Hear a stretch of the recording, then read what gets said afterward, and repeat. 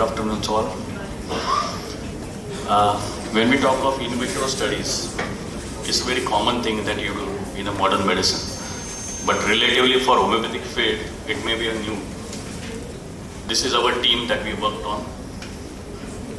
See, the background of this is, whenever we thought of in vitro studies, most of the reported in vitro studies in the literature of homeopathy and papers published are with the tinctures. Very few people have done with potencies, and that too they have selected for a particular condition. Like for skin, they have selected Mesotherium, Azadica, and they have done the studies. And we decided to do related to the patients that symptoms they are giving. So our problem was every pathologist that we approached refused, saying this cannot be done because homeopathic medicines contain any measurable quantity of a medicine. So we will not get culture. Second thing they said is, because you have 91% alcohol, if at all you get a culture study, it will be called because of the alcohol. So we had this question, how to go about it. So whether we will do it and whether it will be useful for the practice and the prescription. This opportunity, because we had this problem, this was given to me. We said, okay, let's start assuming that nothing will happen, but we'll do it.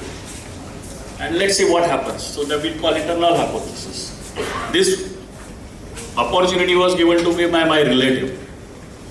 This was our first patient where we had this.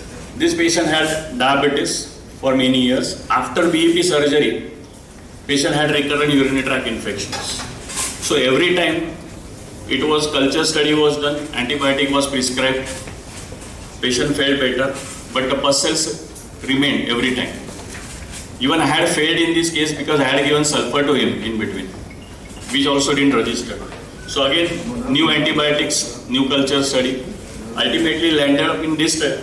After 1 year, the creatinine was high, BUN was high. But what happened afterwards is there were no local symptoms. Only he used to show asymptomatic bacteriuria and deterioration in general health. So when we saw him, the pus cells were really high. We did the culture, it was Pseudomonas, maybe hospital acquired. Sensitive to only amikacin and netromycin, again is a gentamicin group. So we cannot give this because BUN creatinine is high. So we had to try ourselves. We went back to our study what we had done, and we had selected 3 drugs, Nux, Lipo and Sulfur. Sulfur we had miserably failed. So next time what we said, because patient is high, craving for sweets and repeated GUT involvement, we selected here Lycopodium and see what happens if you put on culture. And what we saw is Nux vomica, no zone of inhibition. Sulfur, no zone of inhibition. We got zone of inhibition with Lycopodium. So first time our prescription was validated and we were really fascinated what is happening. So we decided to have more number of cases. So up till now we had 8 cases done like this. We took the cases which are primarily diagnosed as urinary tract infection on basis of urine. Wherever necessary we have done the CPC. So criteria was, take the sample, do it for culture, and patient should have symptoms of urinary tract and colony count should be significant, at least 1 lakh.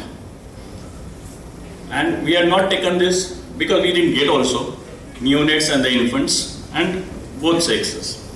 So methodology was, take a urine sample, as usual send it for culture, take the history of the patient, form a totality, find the differential remedies. After the culture develops after 36 hours, what we did is we bought 5 millimeter sterile disc, imprinted it with 0.1 ml of our potencies. Whatever potency is given to the patient and drug which is given to the patient is put on the sterile disc. And again we are incubating for 24 hours. And because we were always told it is because of alcohol, we said we have 91% alcohol as a control. And we read the zone of inhibition after 24 hours. And also comparative antibiotic sensitivity also we are doing. Now this we are testing again in a second patient which had very pyelonephritis with shivering, dyspnea, vomiting, restlessness. Pus cells were really high. It was E. coli, more than 1 lakh again. And again we are getting this group sensitivity which are mostly injectables. So after going to this history as acute presentation, we had 3 drugs, arsenic, nux and pulsatilla. Now if we compare the generals of this patient and the mentals, again we are getting pulsatilla and arsenic here. So how we differentiate now arsenic and pulsatilla? We took a point of differentiation is patient is courageous and there was lot of cares and wares related to domestic affairs. So we decided to give pulsatilla on these 2 grams in the first dilution, and this is what we got. The pulsatilla and CPR showing highest zone of inhibition. Now remember, CPR also has these rubrics. Care where is full of domestic is pulsatilla and CPR in synthetic repertory. And that is what again we are validating by this culture report. So this was very interesting for us. And alcohol is hardly any zone of inhibition. So what people were saying that it will be because of alcohol, every time you don't get zone of inhibition with alcohol. This is what we have put slide because to show what is the difference. If you do antibiotic sensitivity, you are getting really big zones like this. With homeopathic zones, you are not getting such a bigger zones. Maybe because our quantity is less. So third case that we got, this was the first case where we could think of utilizing in vitro results for prescription. So we had a case which presented like a viral fever or dengue-like fever, but ultimately it was a urinary tract infection with good number of pustules, and it was E. coli again. Again we did the sensitivity. Differentiation of the drugs was arsenic, Pravan, Naxomin, Rustox. Now this is what our preconceived ideas, our prejudices with the drugs come into play. Now all the drugs are covering all the rubrics, but we selected arsenic because we know arsenic better, and we have never prescribed Rustox for urinary tract infection up till now. And I still don't know Rustox symptoms in urinary tract. So we had prescribed arsenic too early to this patient. Patient didn't improve. Then we did culture studies and see the zone of inhibition for Rustox. And arsenic almost insensitive. Zone of inhibition for alcohol was like with arsenic. And here first time we gave Rustox to the patient and this patient improved. So this was the first time we could use in vitro study for prescription. Now because of time I may go fast. This is another case of migraine with urinary tract and cystitis, where we had again pustules, Klebsiella which was hospital acquired. These were the drug for differentiation. We had prescribed pulsatilla to this patient, considering it is abrupt, but Natramur showed zone of inhibition very well, and pulsatilla almost no zone. So, and Natramur really cured this case in 2 days. Now, coming to the last, where I will just go very fast. Here, this case was resistant to all the antibiotics. We had to differentiate between Apis and Cantharis because we didn't have much of the symptoms. So but the culture helped us. Apis sensitive, Cantharis resistant. So I think if we get this type of results, we can improve our prescription. So just to conclude, I will say what we have said. Right now I am not here to claim anything, but I am just saying what I observe in the practice. In vitro studies, the potencies, the action is different from alcohol control. So even if we get this, we have proved something. Our action is not because of alcohol. All potencies which contain 91% alcohol, they don't show the same zone on the culture studies. So that is individuality.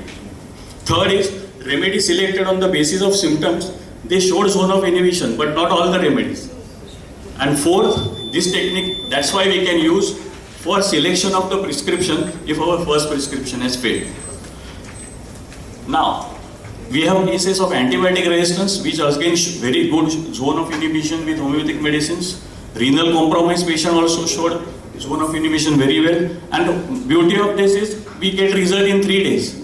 So next time when patient comes for follow-up, we have our culture study ready to correct our prescription. Now limitation for my study is my sample size is only 8. So I need more refinement and verification. Still I don't know whether I should prescribe the remedy which has highest zone or the second highest zone or where. So right now I am differentiating with the symptoms and the culture study, not only on the in vitro study. But I feel this is my effort towards the new thing. Now we are also extending this study into mycology. And we just show some slides. This tinea we had taken, tinea cruris, and we drug for differentiation were 3, and we got anacardium zone like this. This another case of tinea where tuberculinum we got zone like this, and these were the drugs for differentiation. And in third case we got bacillinum as well as tuberculinum. Now this has to be again differentiated by symptoms. So now most important for me is not what I got, is why I got. My question is, the drug selected on the symptoms of the host, why they are showing the sensitivity on the pathogen when they are out of the body of the host? That is my next question for the study.